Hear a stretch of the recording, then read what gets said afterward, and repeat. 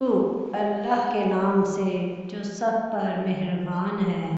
حضرت نعمان بن بشیر رضی اللہ عنہ بیان کرتے ہیں، رسول اللہ صلی اللہ علیہ وسلم نے فرمایا، بے شک اللہ نے زمین و آسمان کی تخلیق سے 2000 سال پہلے ایک کتاب لکھی۔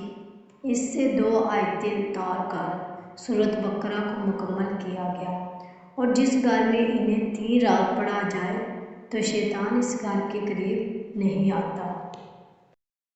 حضرت ابو درداء رضی اللہ عنہ بیان کرتے ہیں، رسول اللہ صلی اللہ علیہ وسلم نے فرمایا، جو شخص سورۃ کاف کی پہلی 3 آیتیں پڑھتا ہے وہ فتنہ دجال سے محفوظ رہے گا۔ حضرت انس رضی اللہ عنہ بیان کرتے ہیں، رسول اللہ صلی اللہ علیہ وسلم نے فرمایا، ہر چیز کا دل ہوتا ہے اور قرآن کا دل سورہ یاسین ہے۔ جو شخص 1 مرتبہ سورہ یاسین پڑھتا ہے تو اس کی قرأت کی وجہ سے اللہ تعالیٰ اس کے لیے 10 مرتبہ قرآن پڑھنے کا ثواب لکھ دیتا ہے۔